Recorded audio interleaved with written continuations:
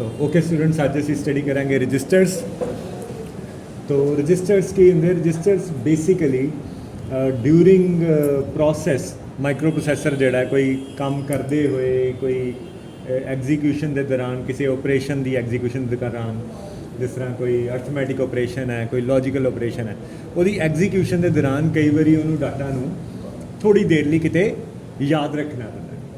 ਉਹ ਡਾਟਾ ਇਹ ਕੋਈ ਮੈਮਰੀ ਨਹੀਂ ਹੈ लेकिन थोड़ी देर लिए डाटा ਨੂੰ ਟੈਂਪਰੇਰੀਲੀ ਸਟੋਰ ਕਰਨ ਲਈ जो डिवाइसिस यूज़ ਹੁੰਦੀਆਂ ਉਹਨਾਂ ਨੂੰ ਅਸੀਂ ਕਹਿੰਦੇ ਆ ਰਜਿਸਟਰ।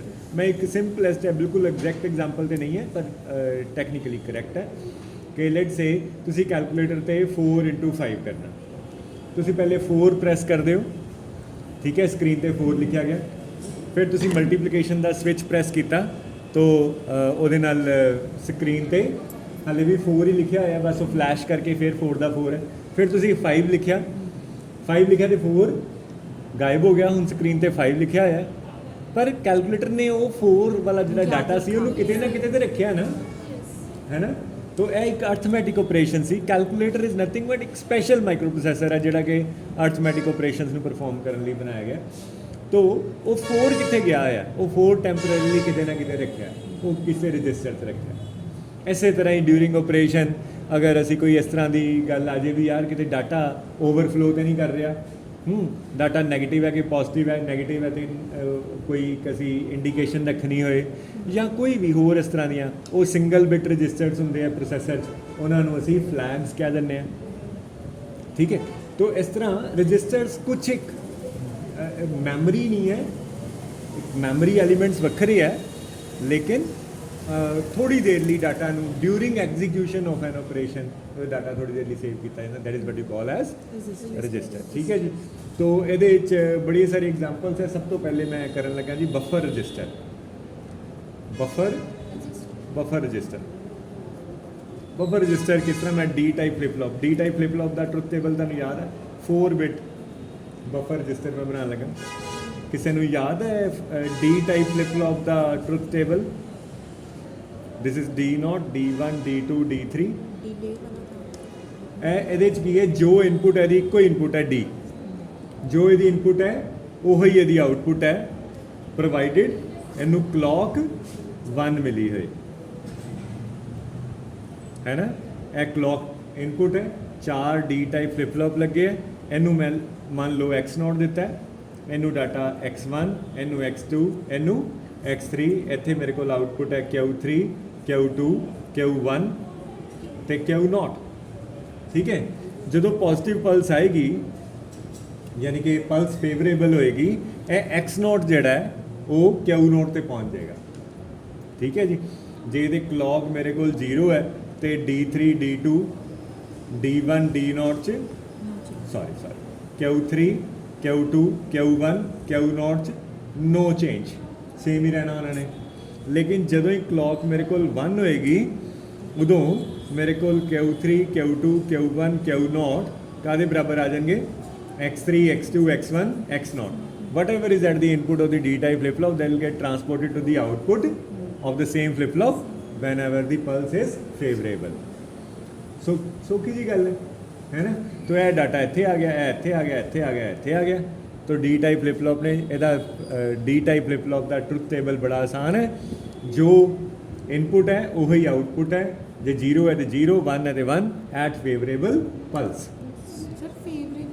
फेवरेबल पल्स क्योंकि इतने मैं पॉजिटिवली क्लॉक लिखा है मतलब 1 तो रिस्पोंड करता पाया, मान लो ये नैगेटिवली क्लॉकड होए तो 0 तो रिस्पोंड करेगा। तो अं यूनीवर्सल है नहीं कहते कि क्लॉक 1 ते होना या क्लॉक 0 ते होना, मैं कहता फेवरेबल पल्स है, ठीक है। डिपेंडिंग अपॉन क्या है क्लॉक पॉजिटिवली क्लॉकड है, नैगेटिवली क्लॉकड है, मान लो एज ट्रिगर्ड है तो फिर वो राइजिंग एज से ही रिस्पोंड करेगा, ठीक है ना, जो भी फेवरेबल है वो अकॉर्डिंग। डन, औखी तो नहीं गल। लेकिन इन्हें डाटा तो असल च याद किया ही नहीं, यह झूठ है कि इन्हें डाटा याद किया। सोचो पल्स अगर तुम डाटा याद कराना तुहानूं पता कितना पेगा, पहले तुम डाटा लोड करोगे, किहड़ा डाटा तुम याद कराना सी X3, X2, X1, X0, तुम इत्थे लोड किया, इधरों पल्स आई, यह डाटा पहुँच गया आउटपुट पे, तुसीं कहा यार वेरी गुड, हुण असीं Q3, Q2, Q1, Q0 ते X3, X2, X1, X0 पहुँचाता है। हुण तुसीं पिछों डाटा ਹਟਾ ਲਿਆ, ਠੀਕ ਹੈ ਯਾਰ ਡਾਟਾ ਤੇ ਪਹੁੰਚਾਤਾ ਹੈ, ਹੁਣ ਯਾਦ ਰੱਖੀਏ ਇਹਨੂੰ, ਤੇ ਡਾਟਾ ਪਿੱਛੋਂ ਹਟਾਤਾ, ਤੇ ਪਿੱਛੇ ਮੰਨ ਲਓ ਮੇਰੇ ਕੋਲ ਆ ਗਿਆ 0000। ਜਦੋਂ ਅਗਲੀ ਪਲਸ ਆਈ ਤੇ ਫਲਿਪ ਫਲॉप ਨੇ ਕੀ ਕਰਨਾ ਹੈ 0000 ਅੱਗੇ ਭੇਜ ਦੇਣਾ। ਤੁਸੀਂ ਕਹਿੰਦਾ ਯਾਰ ਉਹ ਮੈਂ ਤੈਨੂੰ ਉਹ ਦਿੱਤਾ ਸੀ x3 x2 x1 x0 ਹੋ ਗਿਆ, ਉਹ ਤੇ ਖਤਮ ਗਿਆ, ਮੈਂ ਤੇ ਇੱਕ ਪਲਸ ਲਈ ਯਾਦ ਕੀਤਾ ਸੀ, ਲੇਟੈਸਟ ਹੀ ਉਹਨੇ ਸੇਵ ਕਰਨਾ, ਪਿਛਲਾ ਖਤਮ ਹੋ ਜਾਣਾ, ਡਿਸਕਾਰਡ ਹੋ ਜਾਣਾ। ਤੇ ਠੀਕ ਹੈ ਸਰ, ਨਹੀਂ ਨਹੀਂ ਇੱਕ ਪਲਸ ਤੇ ਬਹੁਤ ਛੋਟਾ ਸੀ, ਤੂੰ ਯਾਦ ਕਿਉਂ ਨਹੀਂ ਕੀਤਾ? ਕਹਿੰਦਾ ਮੇਰਾ ਕੰਮ ਇੰਝ ਹੀ ਹੈ, ਤੁਸੀਂ ਕਲੌਕ ਬੰਦ ਕਰ ਦਿੰਦੇ। ਤੋ ਇਹ ਚੀਜ਼ਾਂ ਤੁਸੀਂ ਡਾਟਾ ਯਾਦ ਕਰਾਉਣਾ ਹੈ ਤੇ ਤੁਸੀਂ ਕਰੋ, ਡਾਟਾ ਲੋਡ ਕਰਨ ਤੋਂ ਬਾਅਦ ਕਲੌਕ ਨੂੰ 0 ਕਰ ਦਿਓ, ਫਿਰ ਉਹ ਨੋ ਚੇਂਜ ਰਹੇਗਾ, ਡਾਟਾ ਚੇਂਜ ਨਹੀਂ ਹੋਏਗਾ ਤੇ ਯਾਦ ਰੱਖੇਗਾ। ਪਰ ਪ੍ਰੋਬਲਮ ਹੈ ਵੈ ਭਰਾ ਜੀ, ਕਲੌਕ ਨੂੰ ਬੰਦ ਕਰਨਾ ਪੋਸੀਬਲ ਨਹੀਂ, ਕਿਉਂਕਿ ਕਲੌਕ ਇੱਕ ਮਾਈਕਰੋ ਪ੍ਰੋਸੈਸਰ 'ਚ ਕਿਸੇ ਇੱਕ ਰਜਿਸਟਰ ਨੂੰ ਜਾਂ ਇੱਕ ਕੰਪੋਨੈਂਟ ਨੂੰ, ਇੱਕ ਡਿਵਾਈਸ ਨੂੰ ਨਹੀਂ ਮਿਲਦੀ ਵੀ। ਮਾਈਕਰੋ ਪ੍ਰੋਸੈਸਰ ਪੂਰਾ ਦਾ ਪੂਰਾ ਸੇਮ ਕਲੌਕ ਪਲਸ ਨਾਲ ਸਿੰਕਰੋਨਾਈਜ਼ ਹੋਇਆ ਹੈ, ਉਹਦੀ ਪੂਰੀ ਵਰਕਿੰਗ ਸੇਮ ਕਲੌਕ ਪਲਸ ਨਾਲ ਚੱਲਦੀ ਵੀ ਹੈ। ਤਾਂ ਕਿਸੇ ਇੱਕ ਰਜਿਸਟਰ 'ਚ ਕਿਉਂਕਿ ਡਾਟਾ ਸਟੋਰ ਕਰਨਾ ਹੈ, ਇਸ ਕਰਕੇ ਤੁਸੀਂ ਕਲੌਕ ਨੂੰ ਬੰਦ ਨਹੀਂ ਕਰ ਸਕਦੇ। ਜੇ ਕਲੌਕ ਲਗਾਤਾਰ 10101010 ਚੱਲੀ ਜਾਣੀ ਹੈ ਸਕੇਅਰ ਪਲਸ, ਤੇ ਫਿਰ ਅਗਲਾ ਡਾਟਾ ਆ ਹੀ ਜਾਣਾ। ਫਿਰ ਦੂਜਾ ਤਰੀਕਾ ਇਹ ਹੈ ਕਿ ਤੁਸੀਂ ਕਹੋ ਨਹੀਂ ਸਰ ਆਪਾਂ ਪਿੱਛੇ ਡਾਟਾ ਚੇਂਜ ਨਹੀਂ ਕਰਾਂਗੇ, ਇਹ ਗੱਲ ਥੋੜੀ ਜਿਹੀ ਸਮਝ ਆਉਂਦੀ ਹੈ, ਇੱਥੇ ਚੇਂਜ ਹੀ ਨਾ ਕਰੋ, ਹਰ ਵਾਰੀ ਉਹੀ ਐਕਸ ਨੋਟ ਅੱਗੇ ਆ ਜੇ, ਅਗਲੀ ਪਲਸ ਆਈ ਫਿਰ ਐਕਸ ਨੋਟ ਅੱਗੇ ਰਹਿ ਜੇ, ਤੇ ਫਿਰ ਇਹਨੇ ਤੇ ਯਾਦ ਕੀਤਾ ਹੀ ਨਹੀਂ। ਇਹਦਾ ਮਤਲਬ ਯਾਦ ਤੇ ਤੁਸੀਂ ਇੱਥੇ ਹੀ ਕਰਾਇਆ ਹੋਇਆ, x3 x ਇੱਥੇ ਜੇ ਹੋਲਡ ਕਰ ਸਕਦੇ ਹੋ ਤੇ ਉਹਦਾ ਫਾਇਦਾ ਕੀ ਫਿਰ ਇਹਦਾ ਫਲਿਪ ਫਲॉप ਦਾ। ਜੇ ਤੁਸੀਂ ਲਗਾਤਾਰ ਇੱਥੇ x note x1 x2 x3 hold ਕਰਕੇ ਹੀ ਰੱਖਣਾ ਹੈ ਤੇ ਫਿਰ ਤੇ ਇਹਦਾ ਫਲਿਪ ਫਲॉप ਦਾ ਕੋਈ ਫਾਇਦਾ। ਐਕਸੈਪਟ ਹੈ ਕਿ ਬਫਰਿੰਗ ਜ਼ਰੂਰ ਕਰਦਾ ਪਿਆ, ਕੋਈ ਥੋੜੀ ਬਹੁਤੀ ਇਹਦੀ ਆਪਣੀਆਂ ਹਰ ਫਲਿਪ ਫਲॉप ਦੀ ਆਪਣੀ ਪਾਵਰ ਸਪਲਾਈਜ਼, ਆਪਣੇ ਟ੍ਰਾਂਜ਼ਿਸਟਰਸ ਹੈ, ਥੋੜੀ ਬਹੁਤੀ 5 ਵੋਲਟ ਤੋਂ ਜੇ ਵੋਲਟੇਜ ਘਟੀ ਹੈ, ਵੇਰੀਏਸ਼ਨ ਆ ਗਈ ਹੈ, ਨੋਇਸ ਆ ਗਿਆ, ਤੇ ਇਹ ਦੁਬਾਰਾ ਉਹਨੂੰ it will buffer it to the whatever is required. Is that okay? ਠੀਕ ਹੈ, ਬਸ ਇੰਨਾ ਹੀ ਇਹਦਾ, ਇਹ ਬਫਰ ਰਜਿਸਟਰ ਕੋਈ ਖਾਸ ਕੰਮ ਨਹੀਂ ਕਰਦਾ ਪਿਆ। ਅਸੀਂ ਦੇਖਦੇ ਹਾਂ ਜੇ ਡਾਟਾ ਐਕਚੁਅਲੀ ਯਾਦ ਕਰਾਉਣਾ ਹੈ ਤੇ ਫਿਰ ਅਸੀਂ ਬਣਾਉਂਦੇ ਹਾਂ ਕੰਟਰੋਲਡ ਬਫਰ ਰਜਿਸਟਰ। ਆ ਦੇਖੋ controlled buffer register. Controlled buffer register ਕਿਸ ਤਰ੍ਹਾਂ ਕੰਮ ਕਰੇਗਾ? ਕੰਟਰੋਲਡ ਬਫਰ ਰਜਿਸਟਰ 'ਚ ਕੇਅਰਫੁਲੀ ਦੇਖਣਾ ਹੈ, ਉਹੀ D type flip flop, D3 D2 D1 D0 है ना, लेकिन ਇਹਨਾਂ ਦੇ ਉੱਤੇ ਉੱਤੇ ਮੈਂ ਦੋ ਐਂਡ ਗੇਟ ਲਗਾਏ।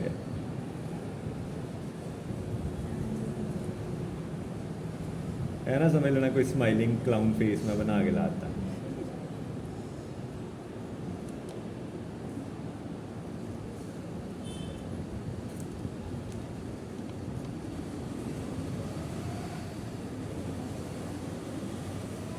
ਕਲੌਕ ਸਾਰਿਆਂ ਦੀ ਕਾਮਨ ਹੈ, ਤੁਹਾਨੂੰ ਪਤਾ ਹੈ ਪਿਛਲੇ 'ਚ ਆਪਾਂ ਦੇਖ ਲਿਆ ਕਿ ਕਲੌਕ ਬੰਦ ਕਰਨਾ ਪੋਸੀਬਲ, ਇਹ ਲਗਾਤਾਰ ਚੱਲੀ ਜਾਣੀ ਕਲੌਕ ਪਲਸ ਹੈ ਨਾ। ਇਹਨੂੰ ਮੈਂ ਦੇ ਦਿੱਤਾ ਜੇ x0, ਇਹਨੂੰ ਮੈਂ ਦੇ ਦਿੱਤਾ x1, ਇਹਨੂੰ ਦੇ ਦਿੱਤਾ x2, ਇਹਨੂੰ ਦੇ ਦਿੱਤਾ x3। ਲੈਟਸ ਸੇ ਇਹਨਾਂ ਐਂਡ ਗੇਟਸ ਦਾ ਨਾਮ ਹੈ A0 A1 A2 A3, ਤੇ ਦੂਸਰੇ ਦਾ ਨਾਮ ਰੱਖ ਦਿੰਦੇ ਹਾਂ ਐਂਡ ਗੇਟ ਯੂਜ਼ ਕਰਾਂਗੇ and B0 B1 B2 B3 ਦੇ ਦਿੱਤਾ, ਠੀਕ ਹੈ। ਤੇ ਇਹ ਮੇਰੇ ਕੋਲ ਆਊਟਪੁੱਟ ਹੈ Q0 Q1 Q2 Q3।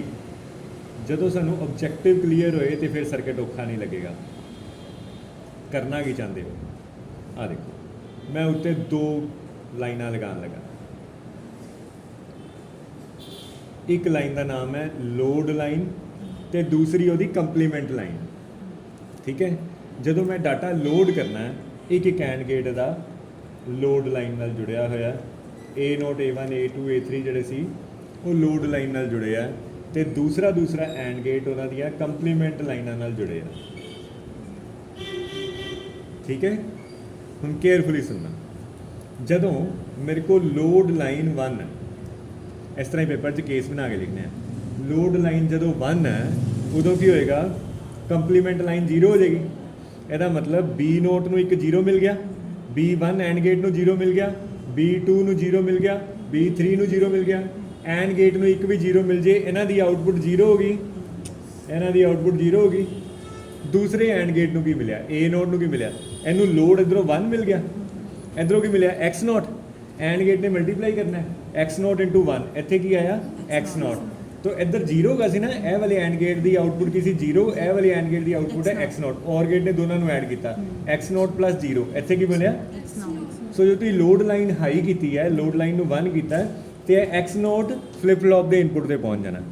इसी तरह इतने करके देखोगे तो x1 ਇੱਥੇ पहुंच जाएगा, x2 ਇੱਥੇ पहुंच जाएगा, x3 ਇੱਥੇ पहुंच जाएगा।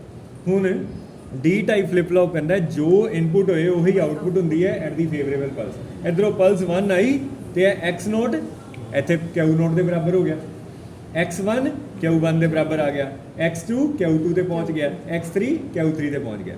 जो मैं लोड लाइन में 1 किया है तो मेरे को Q3 Q2 Q1 Q note यह कादे बराबर हो गया x3 x2 x1 x note, यानी कि डाटा लोड करने च मैं कामयाब हो गया। हुण डाटा लोड तिन भी कर लिया से, लेकिन जे मैं पिछों डाटा हुण हटा देवां पर फिर भी डाटा अगे इहो ही रहे, ए फ्लिप फ्लॉप ए रजिस्टर इनू याद रखे, वो किस तरह कर सकदा कि डाटा लोड करन तो बाद मैं लोड लाइन नू करता जे जीरो, लोड लाइन नू जीरो करदे ही उहदी कंप्लीमेंट लाइन 1 हो गई। तो ਜਿਹੜੇ पहले एंड गेट एक्टिव सी A not A1 A2 A3 वो हुण इनएक्टिव हो गए, उन्हां दी आउटपुट जीरो हो गई तो दूसरे एंड गेट एक्टिव हो गए। हुण ਇਹ एंड गेट की करता पिया अपनी ही आउटपुट चुकता है क्यू नोट तो अपने इनपुट से भेज रहा, इत्थे क्यू नोट आ गया, यह क्यू नोट इंटू 1 इत्थे क्यू नोट आ गया, क्यू नोट प्लस जीरो इत्थे क्यू नोट आ गया, उही क्यू नोट अगली पल्स से वापस फ्लिप फ्लॉप चो निकल के इत्थे ही पहुँच गया, है ना। तो हुण पल्सिस आई जाएंगियां तो डाटा इत्थे ही क्यू नोट इत्थे ही घूमी जाना, यह Q1 इत्थे घूमी जाना। तुसी पिछों x note x1 x2 x3 हटा भी दो या चेंज कर दो, जब तक दोबारा तुसी लोड लाइन नू 1 नहीं करते यह पुराना डाटा इत्थे ही रिटेन रहेगा। Is that okay? तो लोड लाइन 1 ते डाटा याद कर लेंदा है, लोड लाइन 1 करन ते नवा डाटा याद कर लेंदा है, ते लोड लाइन 0 करन ते पिछले नू रिटेन करदा है as long as power supplies are intact for the flip flop obviously. ठीक है जी, this is what we call as controlled buffer register. ओखा नहीं? चलो लो बेटा जी, ਜਿਹੜੇ ਆਪਾਂ ਰਜਿਸਟਰਸ ਕਰਦੇ ਪਏ ਨਾ ਬਫਰ ਰਜਿਸਟਰਸ ਬੇਸਿਕਲੀ ਇਹ ਨਾ ਇਹਨਾਂ ਨੂੰ ਇੱਕ ਦੂਸਰੀ ਤਰ੍ਹਾਂ ਨਾਲ ਕਲਾਸੀਫਾਈ ਕਰੀਏ ਤੇ ਚਾਰ ਤਰ੍ਹਾਂ ਦੇ ਬਣ ਸਕਦੇ ਆ। ਇਹਨਾਂ ਨੂੰ ਕਹਿੰਦੇ ਸੀਰੀਅਲ ਇਨ ਸੀਰੀਅਲ ਆਊਟ, ਕਿ ਡਾਟਾ ਆਪਾਂ ਇੱਕ ਇੱਕ ਬਿਟ ਕਰਕੇ ਸੀਰੀਅਲੀ ਇਨ ਦੇਣਾ ਤੇ ਰਿਸੀਵ ਵੀ ਇੱਕ ਇੱਕ ਬਿਟ ਕਰਕੇ ਕਰਨਾ, ਉਹਨੂੰ ਸੀਰੀਅਲ ਆਊਟ ਕਹਿ ਦਿੰਦੇ। ਸੀਰੀਅਲ ਇਨ ਪੈਰਲਲ ਆਊਟ ਵੀ ਹੁੰਦਾ ਕਿ ਡਾਟਾ ਫੀਡ ਆਪਾਂ ਸੀਰੀਅਲੀ ਕਰਾਂਗੇ ਬਿਟ ਬਾਈ ਬਿਟ ਤੇ ਰਿਸੀਵ ਅਸੀਂ ਪੈਰਲਲੀ ਕਰਾਂਗੇ। ਪੈਰਲਲ ਇਨ ਸੀਰੀਅਲ ਆਊਟ, ਪੈਰਲਲ ਇਨ ਪੈਰਲਲ ਆਊਟ, तो चार कैटेगरीज है। जे तुसी सीरीअली इन करना है या सीरीअली आउट करना है, वो डाटा नू शिफ्ट करना जरूरी है। तो इस करके सब तो पहले आप देखते हैं शिफ्ट रजिस्टर्स। एवें मजाक है कुछ नहीं है। शिफ्ट रजिस्टर्स की है, पेपर च लिख के आना शिफ्ट रजिस्टर्स आर मजाक। तो जिस तरह आशिमा ने क्या 4 बनाने डब्बे D1 D2 D3 D note D1 D2 D3 data सिर्फ पहले नू दो D इनपुट, ठीक है, यदि आउटपुट अगले नू फीड कर दो, इनपुट हो गई, यदि आउटपुट इनू दे दो, यदि आउटपुट इनू दे दो, यदि जिस तरह मजदूर खड़े होन ते उन्होंने समान इट्टा पहुँचानियां होन, यह इट्ट इधरों फड़ता अगले नू फड़ा दिंदा, अगले नू फड़ा दिंदा, अपनी थां ते खड़े रहंदे है ना। तो इत्थों फाइनली आउटपुट असीं रिसीव करांगे। क्लॉक पल्स सारिਆਂ ਦੀ लल्ला तो रीसाइकल्ड कापी फट जाती, ठीक है। D3 D2 D1 D note इतने साढ़े को लगी है आउटपुट, डाटा इनपुट है। मान लो कोई डाटा फीड करना, डाटा है x3 x2 x1 x note, कुछ भी हो सकता है 1 1 0 0 मान लो, ठीक है। तुसी शुरू करना MSB तो, क्योंकि उन्हें अल्टीमेटली इतने पहुँच जाना फाइनल पोजीशन पे। तो तुसी MSB सब तो पहले x3 फीड करोगे पहली पल्स से, मोस्ट सिग्निफिकेंट बिट सब तो लास्ट वाली, ठीक है ना। ਇਹ ਵਾਲੀ ਬਿਟ ਦੀ ਵੈਲਿਊ ਸਭ ਤੋਂ ਜ਼ਿਆਦਾ ਹੁੰਦੀ ਹੈ ਨਾ, 2 ਦੀ ਪਾਵਰ 0 2 ਦੀ ਪਾਵਰ 1 2 ਦੀ ਪਾਵਰ 2 2 ਦੀ ਪਾਵਰ 3, ਇਹਦੀ ਪਾਵਰ ਸਭ ਤੋਂ ਜ਼ਿਆਦਾ ਵੈਲਿਊ ਸਭ ਤੋਂ ਜ਼ਿਆਦਾ। तो ਇਹ ਵਾਲੀ ਬਿਟ ਸਭ ਤੋਂ ਪਹਿਲੇ ਫੀਡ ਕਰੋ x3। ਹੁਣ ਅਗਲੀ ਪਲਸ ਆ ਗਈ, ਦੂਜੀ ਪਲਸ से ਕੀ ਹੋਏਗਾ x3 ਇੱਥੇ ਪਹੁੰਚ ਜਾਏਗੀ, ਹੈ ਨਾ, ਤੇ ਇਧਰੋਂ ਪਿੱਛੋਂ x2 ਤੁਸੀਂ ਫੀਡ ਕਰ ਦੋਗੇ, x2 ਇੱਥੇ ਆ ਜਾਏਗੀ। ਤੀਸਰੀ ਪਲਸ ਤੇ x3 ਇੱਥੇ, x2 ਇੱਥੇ, x1 ਇੱਥੇ ਆ ਜਾਏਗਾ, ਤੇ ਲਾਸਟ ਚੌਥੀ ਪਲਸ ਤੇ x3 x2 x1 x note. ਇਹਦੇ 4 ਪਲਸਿਸ ਲੱਗੀਆਂ ਡਾਟਾ ਫੀਡ ਕਰਨ 'ਚ ਤੇ 4 ਪਲਸਿਸ ਹੀ ਲੱਗਣੀਆਂ ਡਾਟਾ ਰਿਸੀਵ ਕਰਨ 'ਚ। ਇਹ ਇੱਕ ਸਲੋ ਪ੍ਰੋਸੈਸ ਹੈ। This is termed as slow serial in serial out, serial in serial out register. ਇਹ ਸਲੋ ਪ੍ਰੋਸੈਸ ਹੈਗਾ, ਸਲੋ ਪ੍ਰੋਸੈਸ। ਕੀ ਡਾਟਾ ਮੈਂ ਸੀਰੀਅਲੀ ਇਨ ਪੈਰਲਲ ਆਊਟ ਕਰ ਸਕਦਾ? ਸੀਰੀਅਲੀ ਇਨ ਪੈਰਲਲ ਆਊਟ ਕਿਸ ਤਰ੍ਹਾਂ ਕਰਾਂਗਾ ਜੀ? ਸੀਰੀਅਲੀ ਇਨ ਪੈਰਲਲ, ਇਹ ਪੈਰਲਲ ਵਿੱਚ ਰਿਸੀਵ ਕਰਦੇ ਤੇ ਹੈਗੇ ਸੀ ਅਸੀਂ, ਇਹ ਪੈਰਲਲ ਰਿਸੀਵ ਨਹੀਂ ਕੀਤਾ ਤੁਸੀਂ। Q3 Q2 Q ਇੱਕੋ ਹੀ ਪਲਸ ਚਾਰੋਂ ਡਾਟਾ ਇਕੱਠੇ ਰਿਸੀਵ ਕਰ ਲੈਂਦੇ ਆ, ਹੈ ਨਾ। ਪੈਰਲਲ ਆਊਟ ਸਾਨੂੰ ਕਰਨ ਦਾ ਤਰੀਕਾ ਆਉਂਦਾ ਹੈ, ਪਰ ਸਾਨੂੰ ਆਪਸ਼ਨ ਬਣਾਉਣੀ ਪੈਣੀ ਹੈ ਕਿ ਡਾਟਾ ਫੀਡ ਅਸੀਂ ਸੀਰੀਅਲੀ ਇਨ ਕਰੀਏ, ਯਾਨੀ ਕਿ ਉਹ 'ਚ ਸ਼ਿਫਟ ਲੈਫਟ ਲਾਈਨ ਲਾਣੀ ਪਏਗੀ। ਡਾਟਾ ਨੂੰ ਸ਼ਿਫਟ ਲੈਫਟ ਅਸੀਂ ਕਰਾਂਗੇ, ਉਹ ਸ਼ਿਫਟ ਲੈਫਟ ਲਾਈਨ ਲਾ ਲੈਂਦੇ ਆ। ਹੁਣ ਇਹ ਬਣਾਉਂਦੇ ਆ ਜਿਸ 'ਚ ਸ਼ਿਫਟ ਲੈਫਟ ਲਾਈਨ ਲੱਗੀ ਹੋਏ, ਤਾਂ ਸੀਰੀਅਲ ਇਨ ਪੈਰਲਲ ਆਊਟ ਹਲੇ ਮੈਂ ਪੈਂਡਿੰਗ ਕਰਤਾ। ਪੈਰਲਲ ਇਨ ਸੀਰੀਅਲ ਆਊਟ, ਇਹਦੇ 'ਚ ਵੀ ਮੈਨੂੰ ਕੀ ਚਾਹੀਦਾ? ਡਾਟਾ ਫੀਡ ਤੇ ਮੈਂ ਪੈਰਲਲੀ ਇੱਥੇ ਕਰ ਲਿਆ, ਪੈਰਲਲੀ ਫੀਡ ਕਰਕੇ ਫਿਰ ਮੈਂ ਸ਼ਿਫਟ ਕਰਾਂਗਾ ਤੇ ਮੈਂ ਸੀਰੀਅਲ ਆਊਟ ਕਰ ਸਕਦਾ। ਤੇ ਜਾਂ ਹੋ ਸਕਦਾ ਪੈਰਲਲ ਇਨ ਪੈਰਲਲ ਆਊਟ, ਉਹ ਤੇ ਕੇਸ ਆਲਰੇਡੀ ਬਣਿਆ ਹੋਇਆ ਸਾਡੇ ਕੋਲ। ਇਹ 'ਚ ਡਾਟਾ ਪੈਰਲਲੀ ਇਨ ਆਇਆ ਸੀ, ਪੈਰਲਲੀ ਆਊਟ ਆਇਆ ਸੀ। ਤਾਂ ਮੈਂ ਹੁਣ ਇੱਕ ਸਰਕਟ ਬਣਾਉਂਗਾ, ਜਿਹੜੇ ਸਰਕਟ ਨੂੰ ਮੈਂ ਕਹੂੰਗਾ ਕਿ it is a shift register with parallel loading, controlled buffer register with parallel loading. ਠੀਕ ਹੈ, ਸ਼ਿਫਟ ਦੀ ਆਪਸ਼ਨ ਵੀ ਉਹਦੇ 'ਚ ਹੈਗੀ ਹੈ, ਫਰੈਸ਼ ਪੇਜ ਤੇ ਇੱਕ ਬਣਾਉਣਾ। तो controlled buffer register with shift line and parallel loading, सारे ऑप्शन है, सारा कुछ ये करता है एंड पैरेलल लोडिंग। तो लो जी एज यूजुअल 4 बनावांगे फ्लिप फ्लॉप।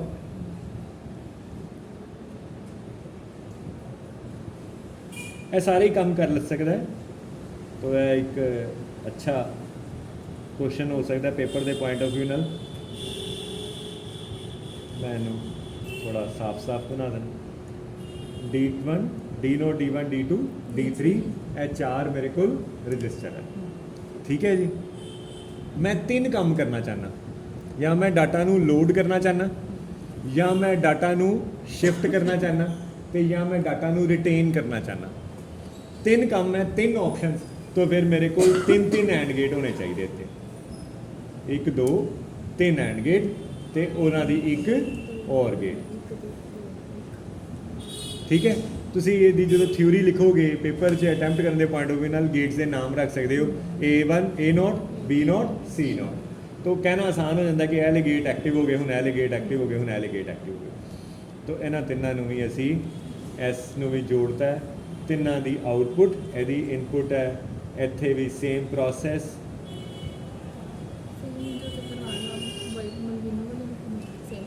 ਹਾਂਜੀ, ਇਹਨਾਂ ਦੇ ਨਾਮ ਰੱਖੇ A0, ਇਹ ਹੋ ਗਿਆ A1, ਇਹ A2 ਤੇ ਇੱਥੇ A3। ਠੀਕ ਹੈ, ਇਸੇ ਤਰ੍ਹਾਂ B0 B1 B2 B3 and so. ਠੀਕ ਹੈ, ਤੁਹਾਨੂੰ ਯਾਦ ਹੈ ਇੱਕ ਤੇ ਡਾਟਾ ਰਿਟੇਨ ਕਰਨਾ ਹੋਏ ਨਾ ਤੇ ਆਊਟਪੁੱਟ Q0 ਜਿਹੜੀ ਆ ਉਹ ਇਹਦੇ ਕੋਲ ਚਲੀ ਜਾਂਦੀ ਹੈ, ਇਹਦੇ ਯਾਦ ਹੈ ਨਾ।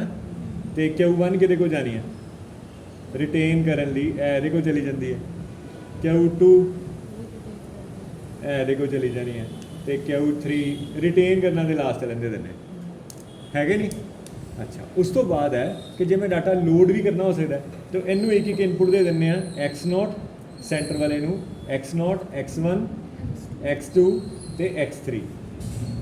ਠੀਕ ਹੈ, ਹੁਣ ਜੇ ਮੈਂ ਡਾਟਾ ਸ਼ਿਫਟ ਕਰਨਾ तो मैं उत्ते हूँ 3 कंट्रोल लाइना बना लगा। एक लाइन, दूसरी लाइन ते तीसरी लाइन। पहली लाइन में मैं कहता है लोड लाइन। तो जो तुम डाटा लोड करना है, लोड लाइन नू 1 कर दो। तो लोड वाला डाटा किहड़ा है, पैरेलली लोडिंग है, X0 X1 X2 X3, ये लोड लाइन इन्हां नाल जोड़ दो।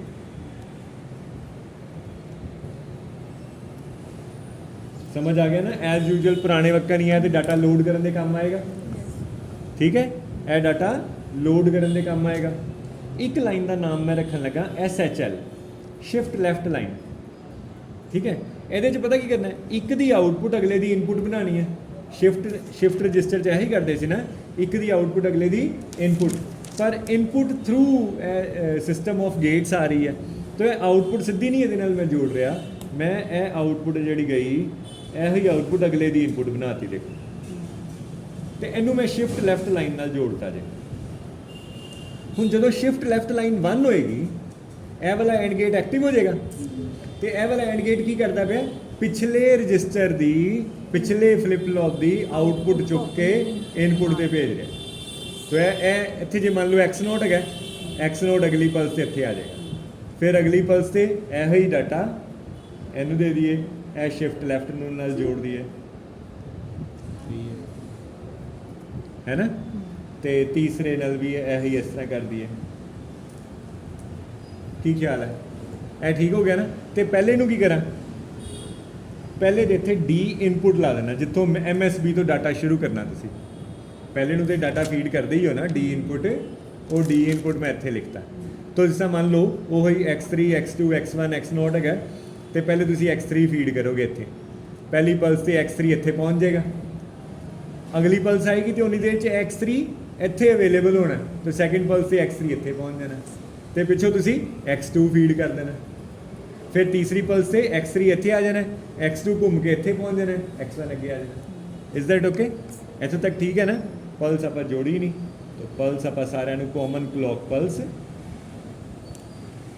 ਇਹ ਵੀ ਲੱਗ ਗਈ, ਇੱਥੇ ਸਕੇਅਰ ਪਲਸ ਕੰਟੀਨਿਊਸਲੀ ਚੱਲਦੀ। ਠੀਕ ਹੋ ਗਈ ਜੀ ਗੱਲ। ਹੁਣ ਲੈ ਗਿਆ ਡਾਟਾ ਰਿਟੇਨ ਕਿੰਝ ਕਰਨਾ, ਜਾਂ ਤੇ ਮੈਂ ਡਾਟਾ ਲੋਡ ਕਰਨਾ ਹੋਏਗਾ, ਜਿਸ ਪੈਰਲਲ ਲੋਡਿੰਗ ਕਰਨੀ ਹੈ, ਜਾਂ ਮੈਂ ਡਾਟਾ ਸ਼ਿਫਟ ਕਰਨਾ ਹੁੰਦਾ ਜਦੋਂ ਸੀਰੀਅਲੀ ਇਨ ਜਾਂ ਸੀਰੀਅਲੀ ਆਊਟ ਕਰਨਾ। ਤੇ ਜੇ ਮੈਂ ਦੋਨੋਂ ਕੰਮ ਨਹੀਂ ਕਰਨੇ ਤੇ ਫਿਰ ਮੈਂ ਡਾਟਾ ਨੂੰ ਰਿਟੇਨ ਕਰਨਾ ਚਾਹੁੰਦਾ, ਤਾਂ ਮੈਂ ਇੱਥੇ ਇੱਕ ਨੋਰ ਗੇਟ ਲਗਾਤਾ। ਨੋਰ ਗੇਟ ਜਦੋਂ ਲੋਡ ਲਾਈਨ ਵੀ 0 ਹੋਏਗੀ, ਸ਼ਿਫਟ ਲੈਫਟ ਲਾਈਨ ਵੀ 0 ਹੋਏਗੀ, ਜੇ ਲੋਡ ਵੀ 0 ਹੈ, ਲੋਡ 0 ਹੈ ਤੇ ਸ਼ਿਫਟ ਲੈਫਟ ਵੀ 0 ਹੈ, ਤੇ ਨੋਰ ਗੇਟ ਭਲਾ ਕੀ ਕਰਦਾ ਹੈ, a + b ਦਾ ਹੋਲ ਕੰਪਲੀਮੈਂਟ, ਤਾਂ 0 + 0 ਦਾ ਕੰਪਲੀਮੈਂਟ 1 ਆ ਜਾਣਾ। ਉਦੋਂ ਇਹ ਤੀਸਰੀ ਲਾਈਨ 1 ਹੋ ਜਾਣੀ ਹੈ। ਤੀਸਰੀ ਲਾਈਨ 1 ਹੋ ਗਈ, ਤੀਸਰੀ ਲਾਈਨ ਕਰਦੀ ਕੀ ਵੀ ਹੈ, ਆਪਣੀ ਆਊਟਪੁੱਟ ਆਪਣੇ ਇਨਪੁੱਟ ਤੇ ਭੇਜਦੀ ਵੀ। ਇਹ ਲਾ ਐਂਡ ਗੇਟ ਐਕਟਿਵ ਹੋਇਆ ਹੋਣਾ C ਨੋਟ, तो C नोट अपना ही डाटा उत्थे ही हर पल्स से घुमाई जाएगा, डाटा रिटेन रहेगा। दोबारा तो सुनो, नंबर 1 ऑप्शन, मैं लोड लाइन नू 1 करता, लोड लाइन नू 1 करना है, केस 1 पेपर च इंज लिखने हैं, लोड लाइन मैं 1 की है, पर शिफ्ट लैफ्ट लाइन फिर मैं 0 रखांगा, दोनों च एक काम करना मैं। तीसरी लाइन ऑटोमैटिकली 0 हो जानी, एक भी 1 मिल जाए नोर गेट नू आउटपुट 0 हो जाती है, तीसरी लाइन भी 0 है, तो A not B not C not, तो मेरे को A नॉट भी 0 है, C नॉट भी 0 है, पर B नॉट जी लोड लाइन नाल जुड़ी है उन्होंने 1 मिलया है, तो 1 × X नॉट इत्थे X नॉट आ जाना, यह X नॉट यदि इनपुट से अवेलेबल है, पल्स आई तो X नॉट Q नॉट पर पहुँच गया। ठीक है, इस तरह X1 Q1 पर पहुँच जाना, X2 Q2 पर पहुँच जाना, तो X3 Q3 पर पहुँच जाना। डन, औखा करी। तो लोड लाइन ਨੂੰ 1 ਕਰਨ ਤੇ ਨਵਾਂ ਡਾਟਾ ਪੈਰਲਲੀ ਲੋਡ ਕਰ ਸਕਦੇ, तो ਇਹ ਪੈਰਲਲ ਇਨ ਦੀ ਆਪਸ਼ਨ ਹੈ, ਪੈਰਲਲ ਇਨ ਦੀ ਆਪਸ਼ਨ। ਅੱਛਾ, ਉਸ ਤੋਂ ਬਾਅਦ ਮੈਂ ਮੰਨ ਲਓ ਸੀਰੀਅਲੀ ਆਊਟ ਕਰਨਾ ਹੈ ਜਾਂ ਸੀਰੀਅਲੀ ਇਨ ਕਰਨਾ, तो मैं ਲੋਡ ਲਾਈਨ ਨੂੰ 0 ਰੱਖਾਂਗਾ। ਇਹ ਕੇਸ 3 ਹੈਗਾ, ਮੈਂ ਜਿਹੜਾ ਵਿਚਕਾਰ ਲਿਖਤਾ। ਕੇਸ 2 ਚ ਕੀ ਕਰੇ, ਮੈਂ ਲੋਡ ਲਾਈਨ ਨੂੰ 0 ਰੱਖਾਂਗਾ ਤੇ ਸ਼ਿਫਟ ਲੈਫਟ ਲਾइन ਨੂੰ 1 कर दाँगा, तीसरी लाइन ऑटोमैटिकली 0 हो जानी है। ठीक है, तो यह जी जो लोड लाइन 0 है तो शिफ्ट लैफ्ट लाइन 1 है ना, शिफ्ट लैफ्ट लाइन नाल जुड़े हुए हैं A note B note sorry A note A1 A2 तो A3, यह जुड़े हुए हैं। A नोट वाला एंड गेट की लेगा, D इनपुट जोड़ा कि आप डाटा की MSB तो शुरू करांगे, वो ये इनपुट से भेजेगा, पल्स आएगी, मान लो X3 है, X3 पल्स आएगी तो Q नॉट ते पहुँच गई, Q नॉट ते X3 पहुँच गई। अगली पल्स आई तो इन्हें वो जो X3 इत्थे पहुँचा सी ना, वो अगले A1 नाल जुड़िया, उत्थों है ये इनपुट दे अवेलेबल है, पल्स आई तो Q1 ते X3 पहुँच गया, तो पिछों असी X2 फीड करता, Q नॉट ते X2 पहुँच गया। तीसरी पल्स आई, यह जोड़ा X3 सी वो Q2 ते आ जाना, तो पिछों असी X1 फीड कर देना, X2 इत्थों अगे Q1 ते जा चुका है, एंड सो 4 पल्सिस च मैं ਡਾਟਾ ਨੂੰ ਲੋਡ ਕਰ ਸਕਦਾ, ਸ਼ਿਫਟ ਕਰ ਸਕਦਾ ਸੀਰੀਅਲੀ। 4 ਪਲਸਿਸ ਇਸ ਕਰਕੇ ਕਹਿ ਰਹੇ ਹਾਂ ਕਿਉਂਕਿ 4 ਬਿਟ ਰਜਿਸਟਰ ਵਰਤਿਆ, 8 ਬਿਟ ਹੋਏਗਾ ਤੇ 8 ਪਲਸਿਸ ਲੱਗਣਗੀਆਂ, 16 ਬਿਟ ਹੋਏਗਾ 16 ਪਲਸਿਸ ਲੱਗਣਗੀਆਂ। ਤੋ ਡਾਟਾ ਨੂੰ ਸ਼ਿਫਟ ਕਰਨ 'ਚ ਮੈਨੂੰ ਇੰਨੀਆਂ ਪਲਸਿਸ ਦੀ ਲੋੜ ਪਏਗੀ ਤਾਂ ਮੈਂ ਸੀਰੀਅਲੀ ਇਨ ਕਰ ਸਕਦਾ। ਜਾਂ ਤੁਸੀਂ ਡਾਟਾ ਲੋਡ ਲਾਈਨ ਨਾਲ ਪੈਰਲਲੀ ਇਨ ਕਰ ਲਓ ਤੇ ਫਿਰ ਉਹਨੂੰ ਸ਼ਿਫਟ ਕਰਨਾ ਸ਼ੁਰੂ ਕਰ ਦਿਓ, ਫਿਰ Q3 ਤੇ ਤੁਹਾਨੂੰ ਸੀਰੀਅਲੀ ਆਊਟਪੁੱਟ ਡਾਟਾ ਮਿਲੀ ਜਾਏਗਾ।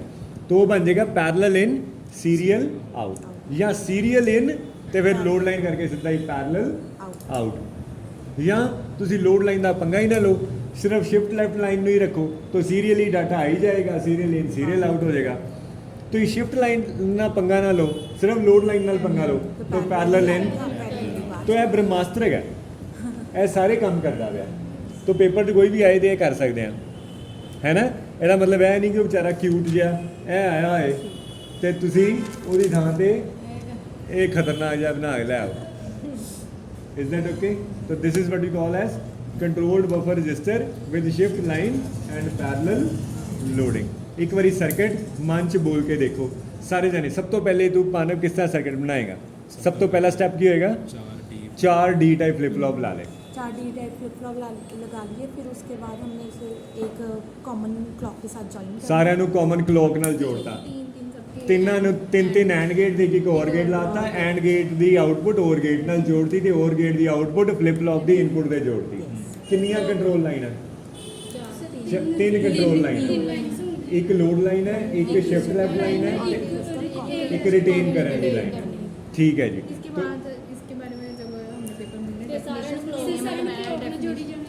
ਸੈਂਟਰ ਵਾਲੇ ਨੂੰ ਲੋਡ ਨਾਲ ਜੋੜਤਾ ਹੈ ਤੇ ਰਾਈਟ ਵਾਲੇ ਜਿਹੜੇ ਐਂਡ ਗੇਟਸ ਆ ਉਹਨਾਂ ਨੂੰ ਤੁਸੀਂ ਸ਼ਿਫਟ ਲੈਫਟ ਨਾਲ ਜੋੜਤਾ ਹੈ ਤੇ ਲੈਫਟ ਮੋਸਟ ਜਿਹੜੇ ਆ ਉਹਨਾਂ ਨੂੰ ਤੀਸਰੀ ਲਾਈਨ ਨਾਲ ਜੋੜਤਾ ਹੈ। ਆਪਣੀ ਹੀ ਆਊਟਪੁੱਟ ਆਪਣੇ ਇਨਪੁੱਟ ਤੇ ਲਗਾਉਣੀ ਤੇ ਅਗਲੇ ਦੇ ਇਨਪੁੱਟ ਨਾਲ ਵੀ ਜੋੜ ਦੇਣੀ। ਹੋ ਗਿਆ ਜੀ ਸਰਕਟ ਖਤਮ। That's all.